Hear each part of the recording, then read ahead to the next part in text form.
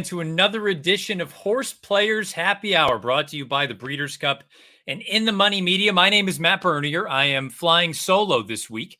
My usual partner in crime, co-pilot, or I guess I would be the co-pilot to his pilot, PTF, Peter Thomas Fornatal. He is still over in Scotland, enjoying a little bit of time off. So I'm rolling solo this week. And if you're new to the Horseplayers Happy Hour, welcome.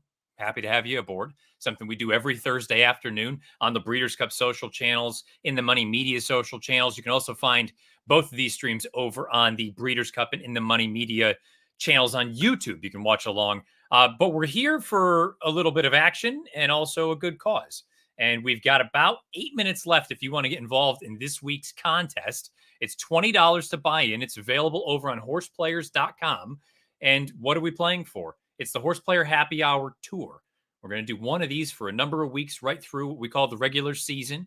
If you finish inside the top 2 each week, you automatically qualify for the playoffs. If you finish inside the top 10 each week, you will accumulate points toward the regular season standings. And at the end of the regular season, if you have the most points, you earn yourself a $10,000 Breeders' Cup betting challenge seat. If you make the playoffs and you end up winning the playoffs, we're going to dwindle it down week by week. Eventually, we wrap up with a final table. If you win that, you get a $10,000 Breeders' Cup betting challenge seat. And not to sort of gloss over, we are also playing for entry into this Saturday's BCBC qualifier over on horseplayers.com. The top 10% of the entries in today's contest will move over to that. And you can also just buy your way into that contest on Saturday. But the big reason that we're doing this sort of thing, the genesis was during COVID, at the very beginning of lockdown, we all needed something to do to kind of keep our sanity and whatnot. So we figured this was a good way to get horse players together, have some fun, chop things up, and it morphed into a tour that we put together last year. But also, it's all going to a good cause. The juice, the VIG, is being donated to Thoroughbred Aftercare, TAA, and TRF, because we've talked about it many, many times, week in and week out. Without the horses, none of this is possible. None of this is available to us. And we need to make sure that their job, when they're done on the track, they've got a place to go that's safe, that's sound, that's healthy, and they can go and live prosperous lives after their time on the track has come to a conclusion. So that's where all of the sort of juice goes for these tournaments every week. As far as this week's contest is concerned, again, you got a few minutes left. Got about 5 minutes to post for the third race at Belmont Park. These Thursdays lately have been a little bit different simply because the twilight racing at Belmont Park has thrown a bit of a curveball at us. In the past, we've gone with multiple different tracks, and I think we'll still at least consider that going forward.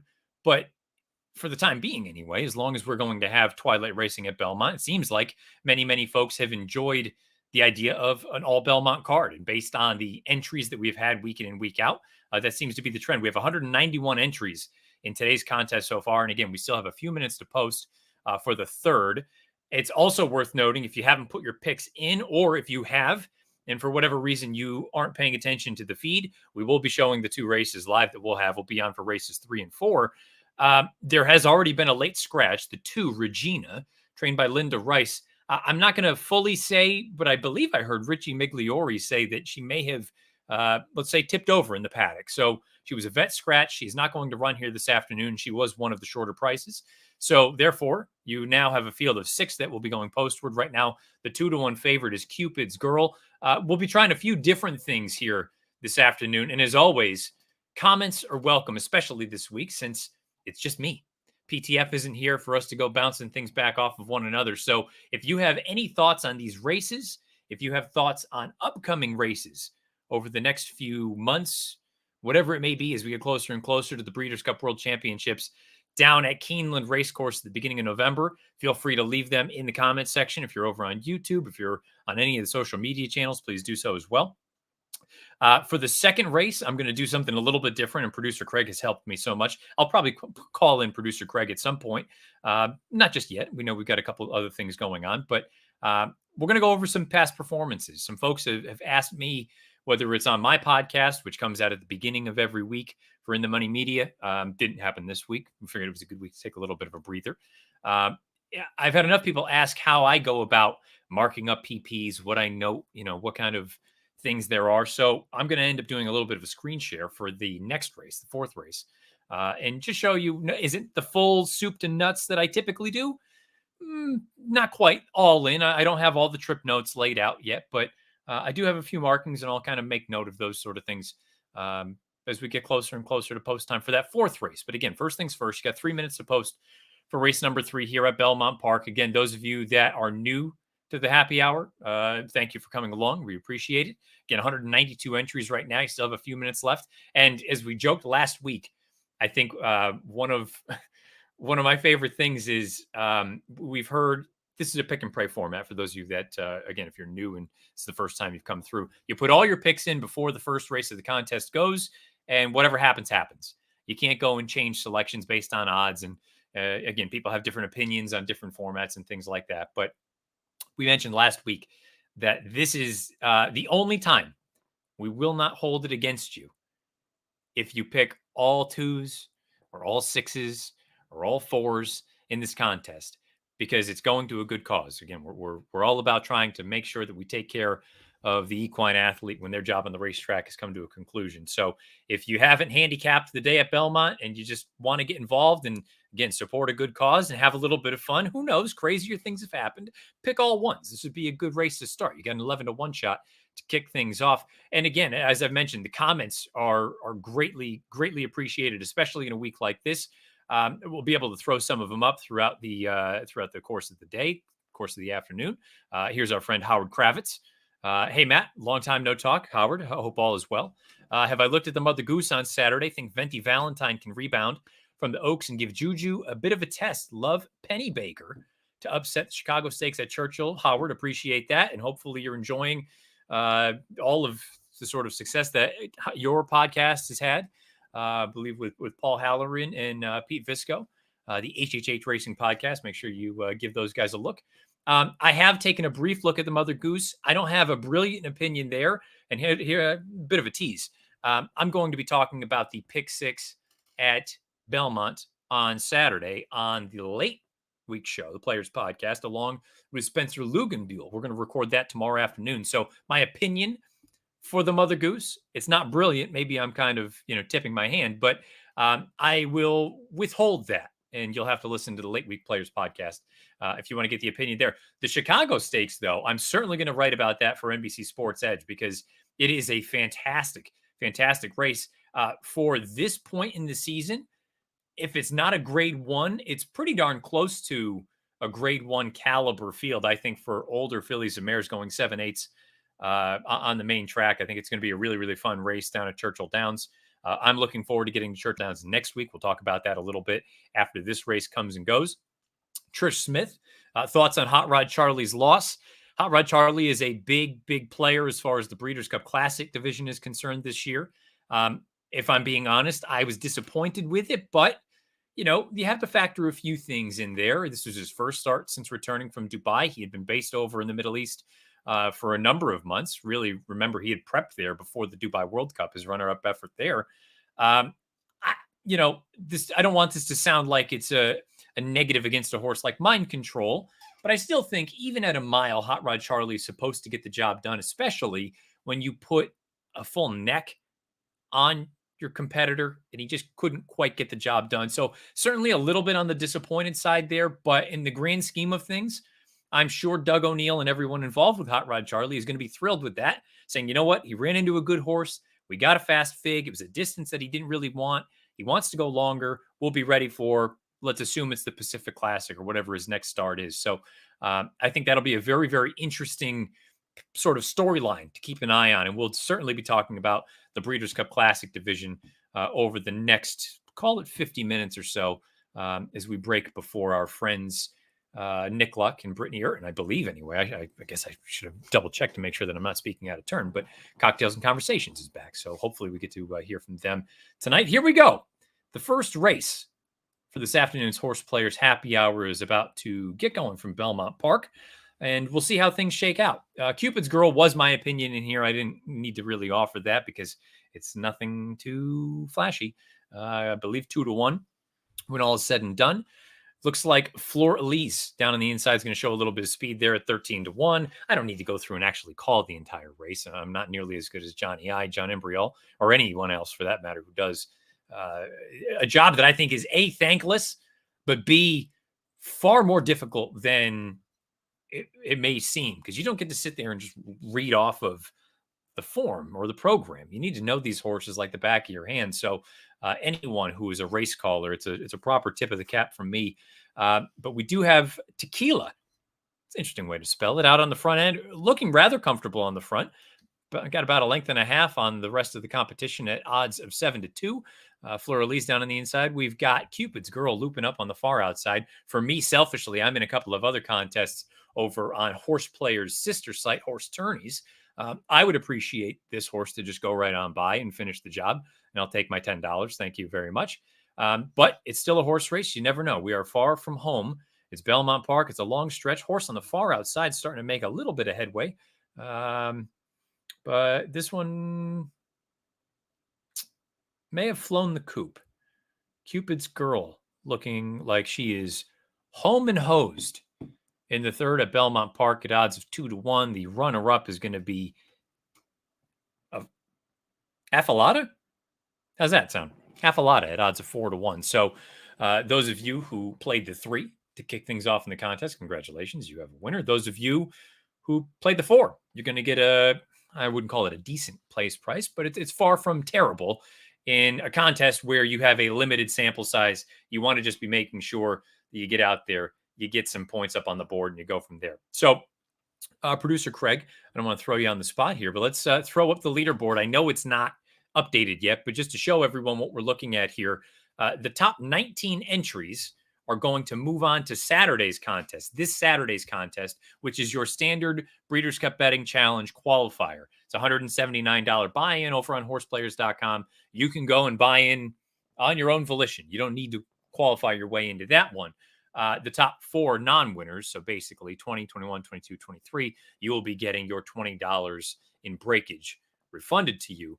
But as far as we're concerned, the top 10 entries or the top 10 finishers in this contest this afternoon, you will accumulate points toward the year-long Horseplayer Happy Hour Tour, which again, if you end up as the high scorer at the end of the regular season from a point standing standpoint, you will win a full $10,000 Breeders' Cup Betting Challenge entry. And again, the other important aspect of that, not just the top 10 we're looking at here for this afternoon's contest, the top 2, you automatically qualify for the playoffs. And at the end of the playoffs, whoever wins that, you also win a $10,000 BCBC seat. So, and I'm not just saying it because we are friends with the Breeders' Cup and this is put on by the Breeders' Cup, but it is, in my opinion, the best contest that there is, bar none. The Breeders' Cup Betting Challenge. I've been fortunate enough to play in it a number of years. I'll be playing again this year. It's really kind of the great equalizer of, you know, I think it's difficult for folks that are new to live money formats to wrap your head around the idea of betting sums of money that many folks, let's say that's a little bit in the deep end. They don't really go that far as how much they're betting. I know it's still something I struggle with because I don't typically bet those denominations that you do bet in the BCBC. But then at the same time, the logic and the thought of the prize pool being what it is, it's an enormous, enormous opportunity for a genuine life-changing score. Not just a year maker, a life maker. If you have a few good opinions and you're willing to, you know what, just say, we're going to go for it. We're going for broke. We'll find out if it works or not. You have a great opportunity to make a score that could change your life, your family's life, whatever else it may be for many, many moons to come. So the Breeders' Cup Betting Challenge, far and away, to me, the best contest that there is. And you have a great opportunity. I would call this, I think it's safe to say, this is a positive EV scenario if you're playing along with the Horseplayers Happy Hour week in, week out. Taking a look, we have gone official at Belmont. Cupid's Girl pays $650 to win, $320 to place. Affalata pays $430 to place. So we should have, let's see, are we updated, Craig? I want to see if we can just refresh that. Should be updated. I can read it off anyway, as producer Craig, again, he has a few different things going on right now. Mike Baychuk at the top of the leaderboard. Scratched into this one because he had Regina on top. So that's going to be something that'll throw some folks, I think, when you first take a look at this leaderboard. You're going to see a number of 2s. Remember, the 2 was a scratch in the paddock. And the folks who, the beauty of sort of horse players and horse tourneys, you can put in an alternate in case something happens. Their alternate happened to be the 3 horse who ended up going on and winning. So all told, ooh, buddy, we have a number of folks that have this one. Let's see. It's going to be pretty darn close to 50 people were on the 3 horse to start things off. And then we had another, call it 19 to 20, who had the 4 horse running second and accumulating some points. So all things considered, I think it was, let's call it a pretty formful beginning to this week's Horseplayers Happy Hour. Again, let's take a look at some of the folks that are chiming in. And again, of all weeks, please feel free to comment. We'll acknowledge you. Michael Bryant, hello. Good to hear from you again. Frank C. I like the 4 in the next at Belmont. Frank, hopefully you played the contest and maybe you played the horse not just to win, but maybe a little bit of place money, or maybe you played an exacta where, you know, you like the horse on top. Maybe you keyed, wheeled up and down, connecting a little bit there.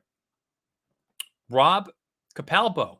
Hi, Matt. Greetings from lovely Western Mass, my old stomping grounds, where I grew up, Western Massachusetts. No longer live in the Commonwealth. Live in a place that was formerly part of the Commonwealth, but that's another story. Rob, good to hear from you. Trish, going back to the idea of the race callers and how I'm saying it's a thankless job, and I don't know how the men and women that do it the way they do. How do the race announcers even do Royal Ascot with those huge fields? I was so confused watching it. Can't imagine trying to call it. I agree with you, Trish, when you've got fields of 30 horses. And I think the other thing too, I guess it's like anything else. You want to familiarize yourself with the silks and whatnot. But I think the difference is in the track layout. I would imagine that makes things a little bit more difficult as well. Again, that's coming from someone who has no idea. I've never called a horse race, and nor do I have any desire to, because I know I wouldn't be any good at it.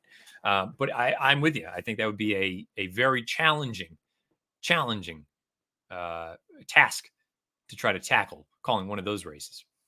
DIY Rojo. Hey, Matt, I jumped in the contest after getting my YouTube notification. Great work here. Is there a chance a new show following horse players at the track may be in the works? I assume, DIY Rojo, that you are alluding to the Horseplayers reality show that I was on many, many moons ago when I was a young pup. Not so young anymore. I think it would be an interesting concept if you got some new faces in there. I certainly don't need to be on it. Some of the folks that were on the original show, I think they would be great additions if they wanted to hop back into it. But I think there are enough outlets and purely from a content standpoint, there's always an appetite for more content. And if someone went in there and, wanted to give it another go, I think there's a scenario, especially with the way that sports betting has continued to evolve in the United States and really in North America, if you want to include Canada as well. I think it would be an interesting concept if somebody wanted to give it a shot again and see, if anything were to come of it, whether it's one of the networks that's out there or YouTube. I mean, you can put so much content out, social media and places like that I think that's something that, if you have the means, or if you have just enough guys and gals that want to go around and say, hey, look, we're at a point in time now where our phones, the cameras on those bad boys are just as good as some of the big dollar cameras that people use for production. So, more power to you if you want to try to produce a little bit of something on your own. But I look, to answer the question, I think it would be interesting if they wanted to try to do a new version of that Horseplayers show. We have another comment here from Trish. Are cash money tournaments or pick and praise easier, would you say, to get into the BCBC NHC? I'm not entirely clear, Trish, on what the question itself is. Are cash tournaments or pick and praise easier? They're just very different. When we talk about a cash tournament, you are genuinely betting your opinion. With a pick and pray or a $2 mythical win place, whether it's a live event or some of the other events, I had success at one of the, I believe it was the last NYRA $20 win place contest at Aqueduct back in 2014 14, I guess it was. It's just a very different game that you're playing where you're willing to take shots perhaps on horses that on paper may be a little bit difficult to make. You're hanging your hat on, one little element, one piece that you can say, oh, well, maybe this is why the horse is going to run well here this afternoon. And you need those kind of prices to come in to have a genuine chance to win a $2 mythical win place kind of pick and pray. Or you need to have a day where it's all chalk and you just happen to be, spotting dimes across the room. Whereas a live money contest, it's both a blessing and a curse, I think, because you don't have to play a race that you don't really love. Let me rephrase that. There are, in most live money contests, there are minimums that you need to hit. But the point is, if you don't really want to make a giant bet on a certain horse, you don't have to. You can wait for the horse or the betting opportunity that you like and go for it. But the problem is, and this is why I say it's a bit of a curse, if you're not accustomed to making large wagers, or perhaps I don't want to say you're risk averse, because I feel like all of us that are playing this game, we're up for a little bit of risk. It just forces you to get out of your comfort zone.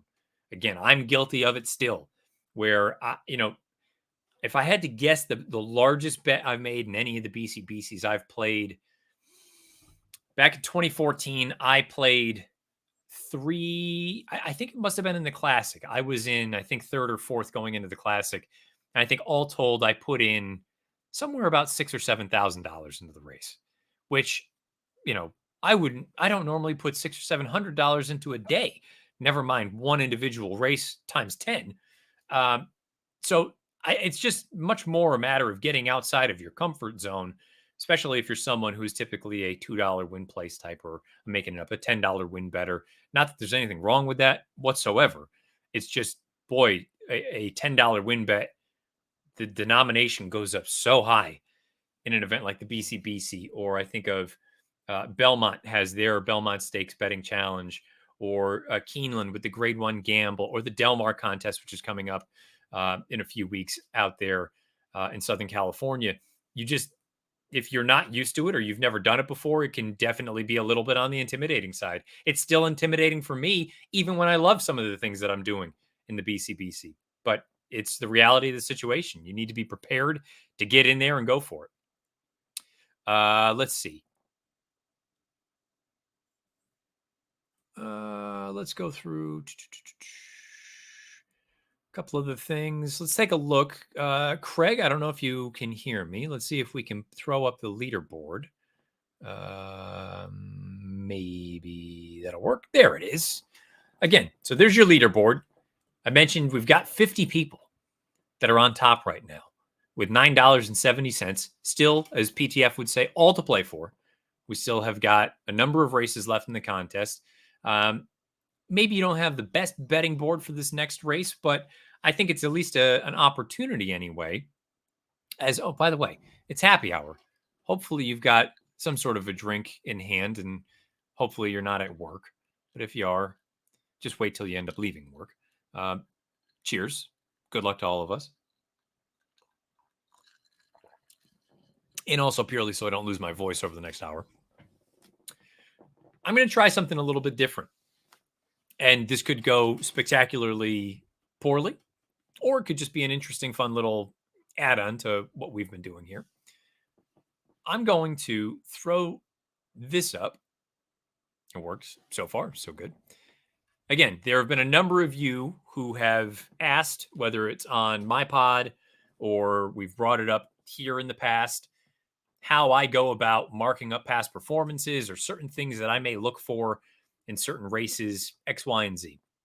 We've got about 15 minutes until race number 4 at Belmont. So I figured this is a good opportunity to at least show off what my past performances look like, more or less. There are occasional things that are done differently. I typically will have all my trip notes in there, but this was more an exercise of marking things up and showing you what I may be looking for certain horses. So if I can blow this up, there it is. I'm not going to do it too much because I don't want it to fully go at a snail's pace, but we're talking about non-winners of 3 lifetime, $35,000 claimers, a mile on the Widener. What I typically do in the upper right-hand corner of my PPs, I'll draw in the Timeform US pace projector. And as you can see, they have the 9 out there on a rather soft lead because it doesn't look like there's a great deal of early speed signed on in this race. So not yet Charlie for Rudy Rodriguez and the apprentice Jose Gomez out there on the front with the 6 and 7 in just behind and a few other horses. So for all races, whether it's something I do for TV or I'm just handicapping in general, I'll go through, I'll make notation of that. Obviously, you take out the scratches, so the MTOs are the only ones that we lose in here. But then I'll go through and identify some certain things that I notice just glancing through the past performances and looking at it going, okay, Grecian Pharaoh, second start off the layoff for Rudy, tried this level last time out, showed a little bit of speed, faded at the end. 2 for 17 lifetime, 0 for 2 at Belmont, 0 for 3 at the distance, 1 for 8 on grass. And even I think I can get a little bit. Can we get super creative here? I look for things like that. Look at that little spot shadow. Oh, we're doing big things now. Whoops. So I look at something like this. Some of the better efforts from this horse. In a matter of 3 starts, you had 2 victories and a second place finish for a horse that's eligible for non-winners of 3 lifetime. So when this horse got good, it stayed good. But the bigger point is what we're looking at from a running style standpoint and the complexion of the races that this one has run well in. So the maiden score at 16 level came when this one was forwardly placed, rather tepid fractions, was able to kick clear, goes on with it. Great. Comes back, takes on winners for the first time, N2L condition, hot fractions, rallies from the back of the pack, closes with a flurry, runs well, finishes second. Same exact thing happens in the next start, fast pace, tail of the field, comes with a big finish, gets up in time, breaks through the N2L condition. The point is, this one typically, you can adapt a little bit to the pace scenario, but I think the best runs to this point in this one's career have come when the pace is on the hot side, which it doesn't expect to be here this afternoon. Probably part of the reason this horse is 7-1, but taking a few nibbles from that 12-1 morning line. Take a horse like the 1A, the Big Gray. So I'll go through. You'll note that this horse has only run on turf a couple of times. Okay. Not the end of the world, but that makes me wonder a little bit about the pedigree. Okay. Come up here. Mizzen mast, about 13% with turf routers. The dam was an allowance type, 70 to 80 buyer speed figure range, somewhere thereabouts. So there's enough quality there to make you think this one could be okay. But we are dealing with a horse that is 2 for 14 lifetime. I'm drawing a line through this most recent run simply because we hit the gate as I try to get too cute. Hit the gate at the start, draw a line through it, not the end of the world. I'm effectively looking at this as the horse's first start for the Randy Persaud barn. Now, we're talking about a 23-1 shot. I think there's enough pedigree to think that this one could be okay. But then again, is it enough to suggest that this horse is going to jump up by leaps and bounds and be competitive against this group? Debatable. There's a reason you're getting a giant price. Chess's Dream. You want to talk about getting class relief. Now, you'll note I have many more markings for this horse than I have for some of the other runners to this point. Taking a precipitous drop in class. Okay, we are now at the 35 level after running in graded stakes last year as a 3-year-old. Just tried Florida bred stakes company at Tampa in the most recent run. I think the other thing that is noteworthy, though, this horse hasn't gotten appreciably better for the better part of a year. Take a look at those buyer speed figures. Just consistently in the mid 70 range. Not to say that this one can't win or doesn't fit here, but I think you at least need to factor in you're dealing with a horse that needs the class relief. There's a reason that he hasn't been running particularly well against better because he's just not that fast. Against a group like this, I think he fits in here. Certainly one that you want to consider. Not my cup of tea at 7-2, but I can understand why folks can be drawn to this one. Girl Dad. I should just be betting this horse on, merit alone, but tried the N3L level most recently. That was the first time against this group. That preceded a lengthy layoff. George Weaver's barn, a little bit on the chilly side right now, but we know what Weaver's capable of. He's done very well with runners off this sort of layoff in the past. It's probably a little bit too small for you guys to read, so let me blow it up some. You see, you got about 21% off this sort of layoff. The turf numbers are acceptable. And again, I feel like whenever Weaver's barn takes a little bit of money, certainly want to take note of that. Horse is 5-1 right now. I think that's a fair price for a horse that, again, not exposed at this level yet. That's the most important piece for me with so many of these horses. Have you shown that you can't necessarily hang against a group like this?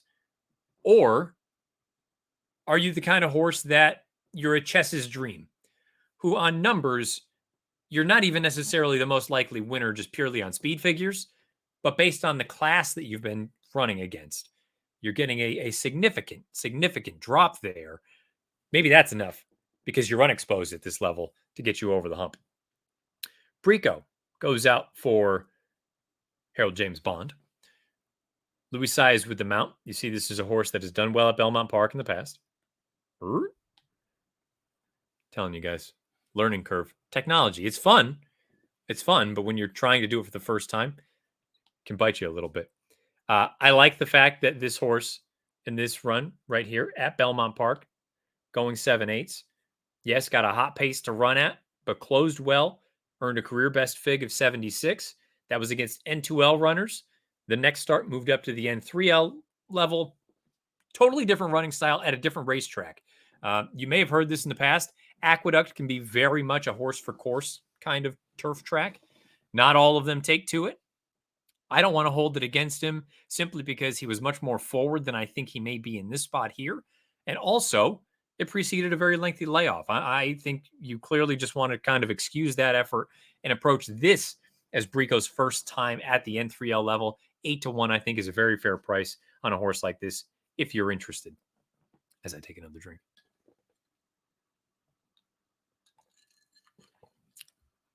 The 8 is your 9-5 favorite right now. That is Land Biscuit for Rob Atras. Claimed by Atras from Belmont's barn in the most recent run, as you can see. So claimed from not just a good trainer, a Hall of Fame trainer. Goes into Atras's barn. First off the claim. 28%. Good numbers there. A lot of positives so far. To me, slightly concerning is the 0-for-9 lifetime record on the grass. 5 times second or third. Gives off a little bit of the nibbler impression. Doesn't mean that this one can't win here, especially when you take a look at what has gone on with this most recent run. So these are some of the notes that I typically make. You'll note that, granted, Land Biscuit was defeated by 8 lengths by Be Here. Be Here returned to win next out with an 88 Beyer speed figure. Not only that, but the 4th and 7th place finishers were both next out winners with Beyers of 80 and 74.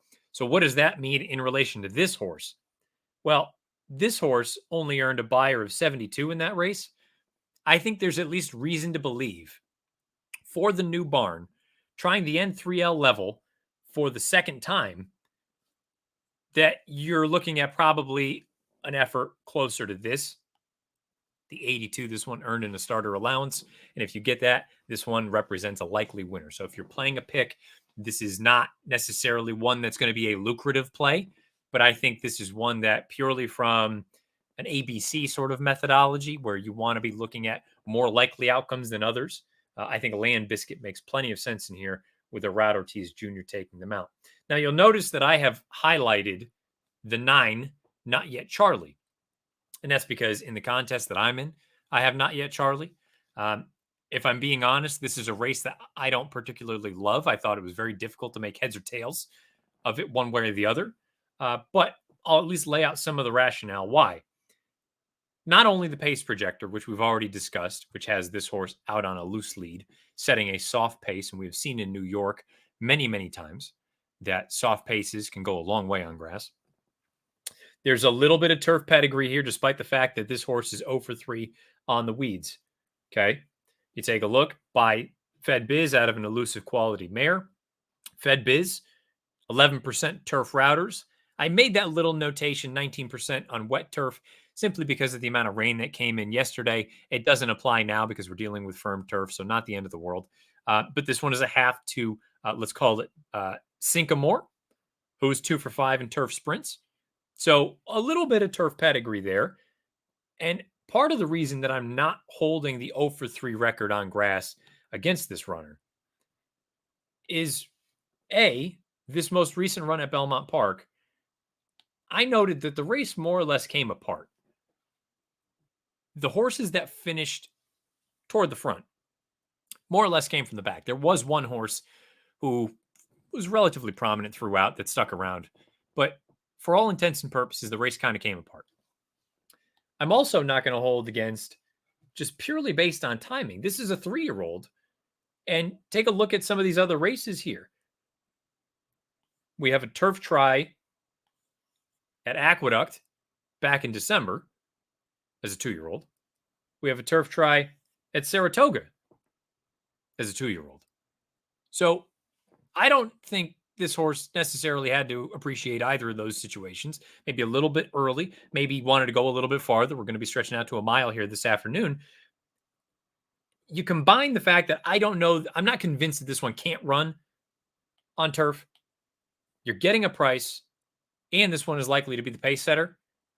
I think in a race that I don't have a super strong opinion, there's at least enough to like about the 9, Not Yet Charlie, to take a shot. The most likely winner? For sure not. But I do think purely from a probability standpoint, in a race that I don't need to be in love with your 9 to 5 favorite right now. I acknowledge the most likely winner. I don't need him at the price. I'll take a shot with the horse that projects to be cutting out the fractions with the bug aboard at odds of 10 to 1. And the last horse is Sid Finch. Sid Finch, tremendous little call there as far as the name is concerned. 2 for 26 lifetime. Both wins have come at Belmont Park. You take a look, though, we're getting a little bit of relief going from the starter allowance to the N3L level. First time against N3L types. Got through the N2L condition 2 starts back. First start off the lengthy layoff.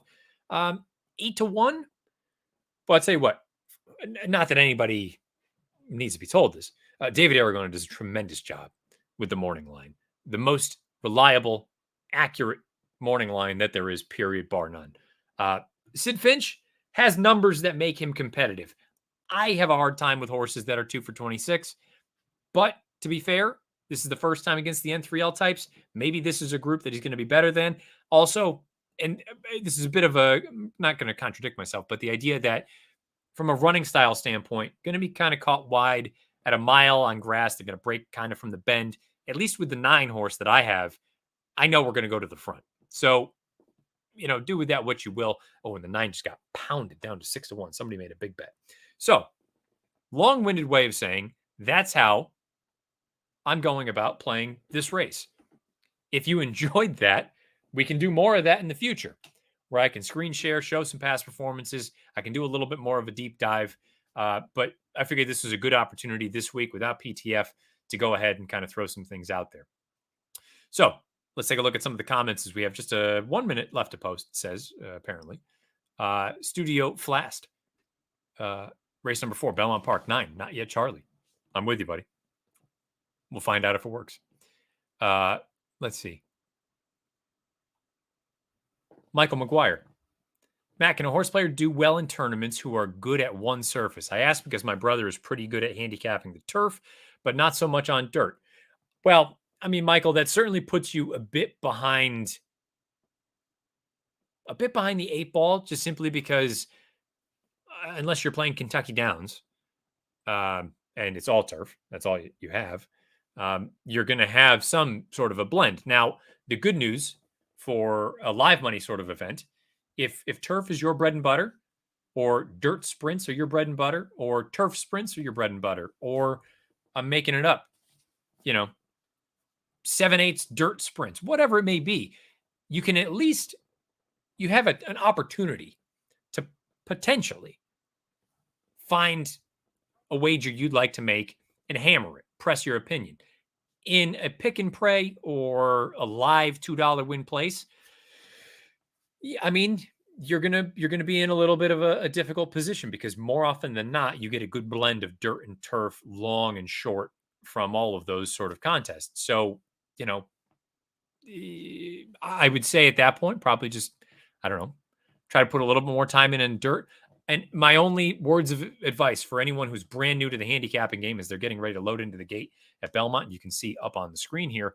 Um, when all else fails on dirt, and I know that some people are going to just vehemently disagree with this, when all else fails, if you don't feel like you've got any kind of a feel for it, pick the speed. Pick the speed on dirt when all else fails. Chris Couples agrees. Use the 1A on pick 4s, pick 5s, pick 3s, whatever you're playing. The pick 6 is getting ready to kick off at a million to 1, depending on how deep your pockets are. At least one to consider at a giant number. Let's see. Michael Domabill. Which format of pick and pray contest do you prefer? Ideal race. Personally, I enjoy the rapid fire, more tracks, more races, over the kind that focuses on one track. I personally like a little bit of variety, but I will say, I think there is something to everyone can kind of have their own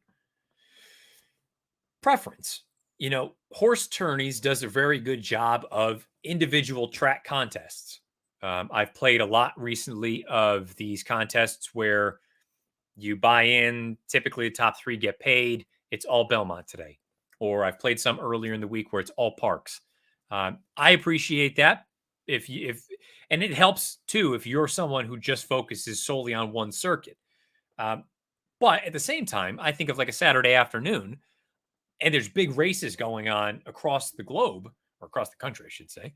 I appreciate, you know what? There's a big stakes race going on. I'm making it up at, let's say it's Delaware Handicap, or at Parks, Pennsylvania Derby Day.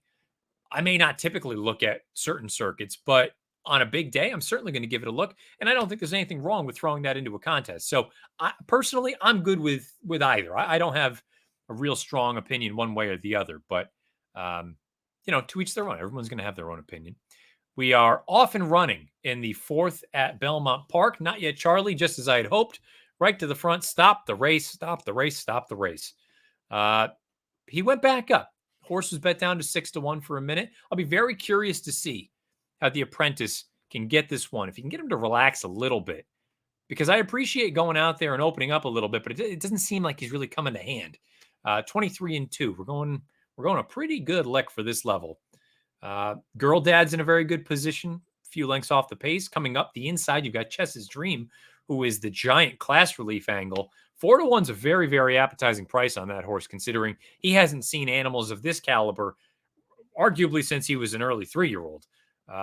They have quickly caught up to Not Yet Charlie, the pace, 47-3 for a half. You can see on the far outside right now, Girl Dad is trying to move up and pressure things. Not Yet Charlie is not yet packing it in, but I think that's coming pretty quick. Far outside is making a very eye-catching move. That is your favorite Land Biscuit at 8 to 5. The Big Gray is following just in behind. That's Brico. We made I think a fair case for Brico in this spot. We'll find out if he can kick from here. Things getting a little bit tight on Girl Dad there. The 8 kicks to the front. Let's see if Brico can run this horse down. He has every opportunity if good enough. Land Biscuit digging in gamely. Brico is just kind of leveled out a little bit. Put in a good bid. Carried a bit of ground on the far turn. Not going to be enough. The chalk gets the job done. At odds of 8 to 5, Brico will round out your exacta at odds of 10 to 1, I believe. So 8-7 in the 4th at Belmont Park.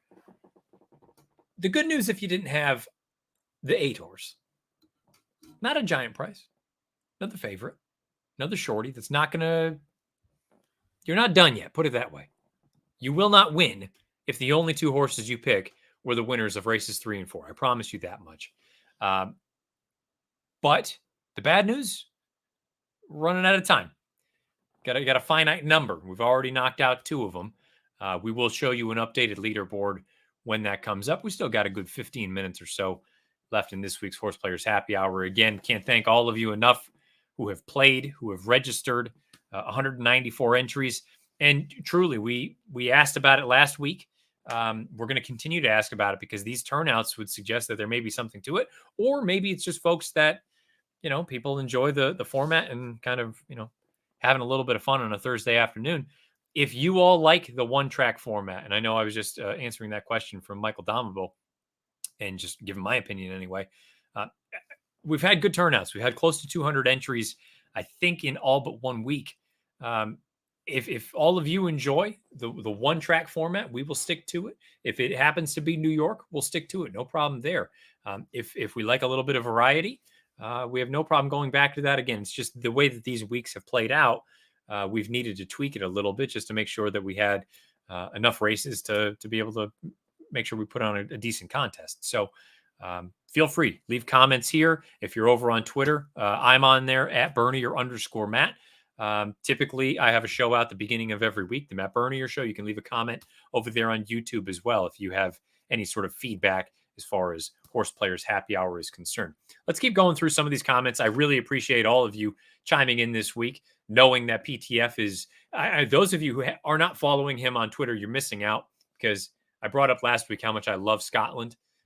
He has been posting pictures at Looms Boldly on Twitter of his tour of many distilleries, and looks like he's having a fantastic time, and hopefully he's enjoying a little bit of downtime as we ramp up. I know, especially someone like him with the house up at Saratoga, we are inching closer and closer. Speaking of, quick programming notes as far as this weekend is concerned: Breeders' Cup Challenge Series, international races, win and you're in availability. A couple in South America, I believe one in Japan. Next week, the domestic series kicks off again, or I say we pick it up again anyway. The Princess Rooney for the filly and mare sprinters down at Gulfstream Park, and the Stephen Foster at Churchill Downs for the Breeders' Cup Classic division. I head down to Churchill Downs on Thursday. I'll be there as part of the NBC broadcast. Saturday, starting at 4 o'clock, we'll have the Stephen Foster. I'm sure a few other races, at least one other. I would assume it's the Fleur de Lis. Don't quote me on that. We'll see what happens. But NBC, 4 o'clock Eastern next Saturday, we will sort of go over a number of races, but the highlight will be the Stephen Foster win and you're in for the Breeders' Cup Classic. And then just a few weeks later, I will be at Monmouth Park, Jersey Shore, the Haskell. Win and you're in for the Classic division as well. We get to see some of the marquee 3-year-olds show up in that spot. It should be a fascinating summer to see how the 3-year-olds shake out, following the Belmont Stakes and a Triple Crown where you had 3 different winners, including the story of all stories and Rich Strike. But kind of tying it back in to Hot Rod Charlie and his effort in the Salvatore Mile, it's a group that right now feels very much up for grabs. You think of Country Grammar, who won the Dubai World Cup, finished second in the Saudi Cup. Sounds like he'll be coming back probably for the Pacific Classic, something like that. He certainly is among the contenders, but I'm sure many people are chomping at the bit to look at him and say, you know what, we can take a shot against him at a short price. What does he truly beat? Hot Rod Charlie, I have likened him to Xander Schauffele. For those of you that pay attention to golf, you'll understand that it's both a compliment and also a little bit of a, well, Xander Schauffele is one of the best players in the world. He played fantastic earlier this morning in the first round of the Travelers at TPC River Highlands in Cromwell, Connecticut. But Schauffele, more often than not, against the best of the best, finds a few better than him. Shows up, plays very well, doesn't always come out on top. I get those same sort of vibes from Hot Rod Charlie, and I got him again this past Saturday at Monmouth Park in that race in the Salvatore Mile. Some of the other big names, we'll find out. I believe we're supposed to see Mandaloon next Saturday. Who knows? Frankly, I don't know what to do with him at this point in his career. I think there's a scenario in which he may actually be better going shorter, but Brad Cox and company will do what they see fit. He deserves every opportunity to try to go these longer distances, the Classic division. I mean, heck, he won a Kentucky Derby, albeit via disqualification. He is a Derby winner at 1.25 miles. Breeders' Cup Classics at 1.25 miles. We'll find out how that whole thing shakes down. But that division as a whole, adding in the 3-year-olds, who right now, in my opinion, it's about as clear as mud who is actually boss in that group. I think there is a very interesting summer ahead of us for the Classic division. And I'm very much looking forward to getting down to Churchill Downs, Louisville, to check out the Classic division in the Stephen Foster, and then a few weeks later down at Monmouth Park for the Classic Division in the Haskell. Let's take a look at some of these other comments that we have here. Let's see. Nick Feldman, a little bit of handicapping here. I like this. He used the 3, second time off the layoff. Second time Rudy, first time Jose, tough trip last out, third best career late pace figure in the race. I like it. And my feeling with handicapping has always been, even if I don't agree with you, I just want to hear why you like who you like. And that's all I'm looking for. I appreciate the layout, the way Nick put this handicapping argument together. Whether I agreed or not is inconsequential. That's why he landed on where he landed. And I appreciate that. Good on you, Nick. Howard chiming in. Love the tech. What program were you using software to highlight shadow parts of the past performances? So on my iPad, I use a program called, I believe it's PDF Expert. Stand by. It is. It's PDF Expert. And I then connect it to my MacBook, and producer Craig, who I don't know if he's listening, but he helped get things set up earlier on today. We did a quick dry run. There he is. I see him. I got to pull him up. There he is, producer Craig, making his appearance for the day. And with messy bedroom and all. No, please, no, it's blurry. We can't even tell. We can't even tell. We got a camera over here. It's all good. All things considered, did you think it went all right? I think it went smooth. I liked the past performance dive in. You know, okay. I thought that really, I mean, since we worked together at DRF, like we've been trying to do something along those lines with like live handicapping, live looking at PPs, right? And yeah, I thought it was interactive. I thought it was fun. For those who don't know, many moons ago when I worked at the Racing Forum, Craig was just a young pup. Yeah, just out of school, and he was pushing the buttons for us in the back, and the relationship has continued with PTF and everyone else. So he is the guru. He is the reason that we can put all these things on, and PTF and I don't have our computers blow up. So there you have it. But yeah, I thought it went well enough, right? We could try it again sometime. I would do it again. I think it was a successful experiment, and you know, I'm curious if Pete would be able to follow the tech as well. You're a little bit more tech savvy than PTF, you know. You said that was from producer Craig. That was not from me. I don't want to hear any complaints. That was not me. That was Craig saying that. He knows well enough. Okay, I'll let you go. Again, just wanted to bring you on. Thank you. I thought that worked very well. Yes, absolutely. All right, producer Craig, there you have it. Let's see. First things first, let's take a look at the leaderboard, and then we'll go through another 2-3 minutes before we wrap up. And again, I assume we have cocktails and conversations. I can actually look that up on the fly, I believe. But first things first, let's take a look at the leaderboard. Updated, shall we? We have a number of folks, 10 in fact, that had both the 3 and the 8 in the first 2 races. And those are the only races that we're going to be on. So we're going to rattle off their names. Fred Morgan, Rogelio Garcia, David Pankanier, or Pankanier, however you'd pronounce it. Howard Johnson has 2, which is another strategy for those of you that are new. You play a couple of entries, you have some similarities, you have a few differences, try to put yourself in as good a position to capitalize as possible. Daniel Edwards, Michael Cavanna, Paul Cavanaugh, Guy McDill, and Becky Mulligan round out your top 10. James Millar, part of the In the Money Media crew, is in 11th with Nancy Spence, Peter Dressens, Stephen McNatton. They're all at 1760, nipping at the heels of the top 10. David Burke in 15th.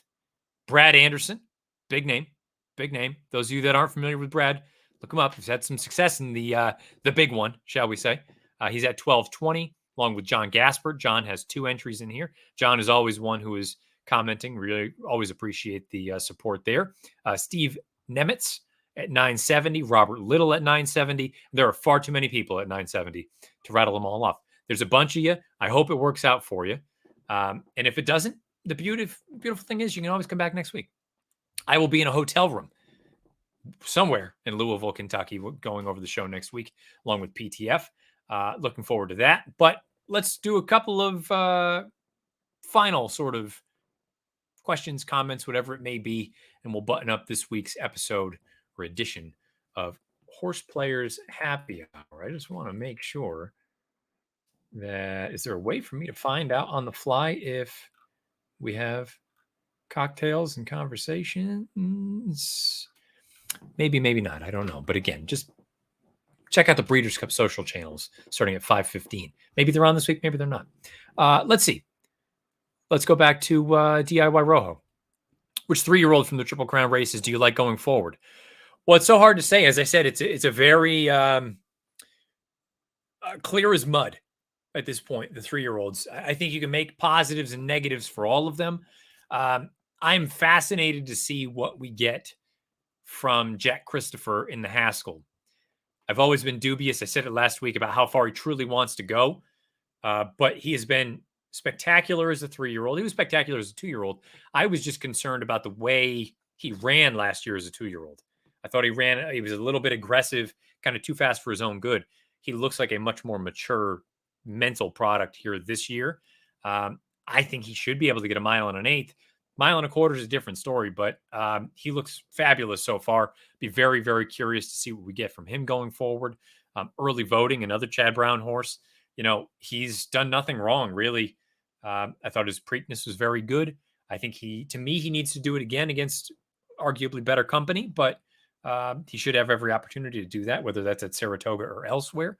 I think the 3-year-old filly group is very, very strong. It's just going to be a really fun summer, I think, in so many different divisions.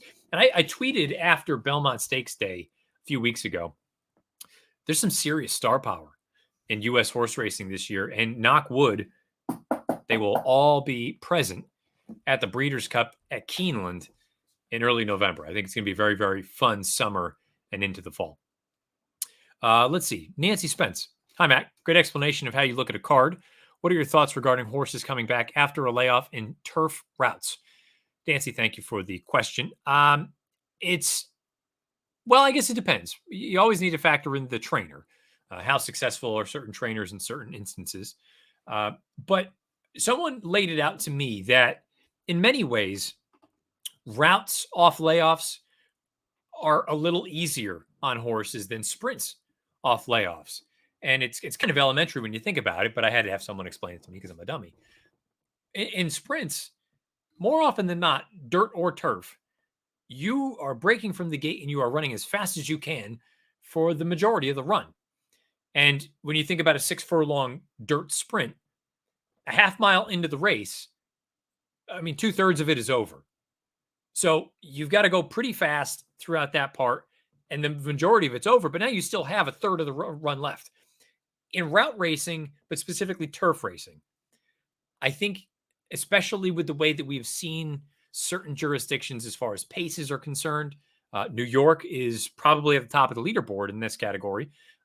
Things can be very, very moderate. And I think it, in a way, just plays into the hands of some of these horses that are coming off of lengthy layoffs.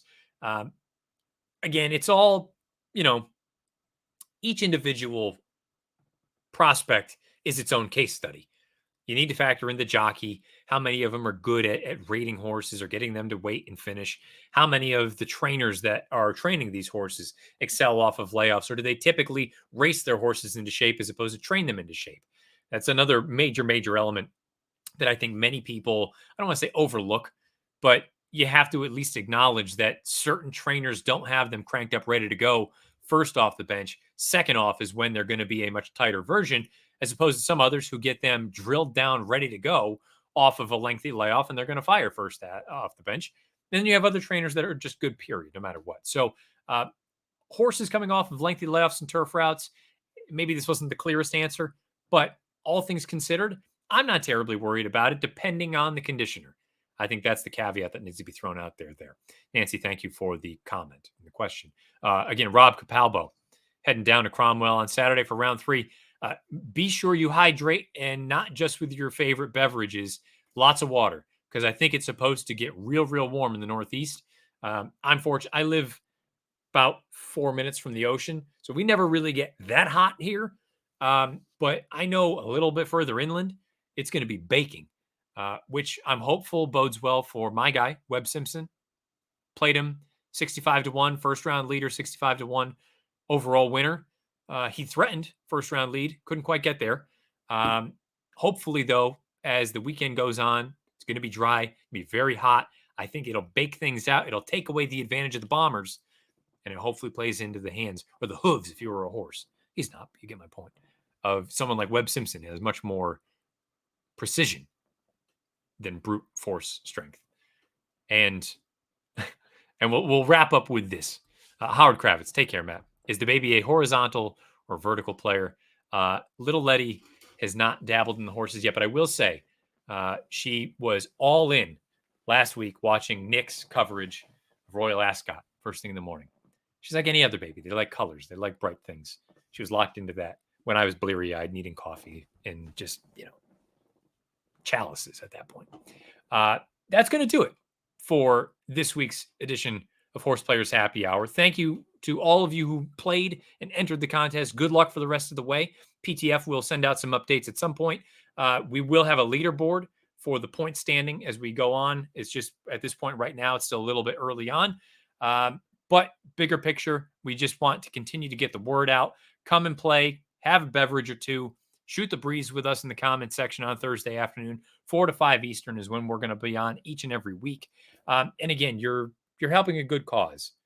The juice, the VIG, the takeout goes to TAA and TRF, thoroughbred aftercare. We got to make sure we take care of the horses when their job on the racetrack has come to a conclusion. Hey, look, and if you can also win a Breeders' Cup betting challenge seat in the process, what's wrong with that? It's the best of both worlds. I'm not going to do this as eloquently as PTF typically does, but some thank yous to our partners at the Breeders' Cup, Justin McDonald, Haley Amos, our friends over at Horseplayers, our friends at all the sort of aftercare places, too many to name in here. Thank you to Craig, producer Craig, for helping out. PTF, as always, everyone in the money media goes a long way to, make sure that we try to put this thing on each and every week, and hopefully it's entertaining enough for all of you that come along for the ride.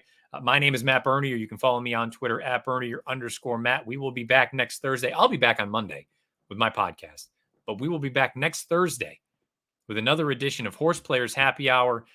If this is your first time through, be sure to come on back. If you're a returning guest or a returning visitor, make sure you keep coming and just spread the word. We want as many people involved as possible. I won't end it with the way he typically does. I'll end it with my sign off. Best of luck, however you play, whatever you play, and wherever you play.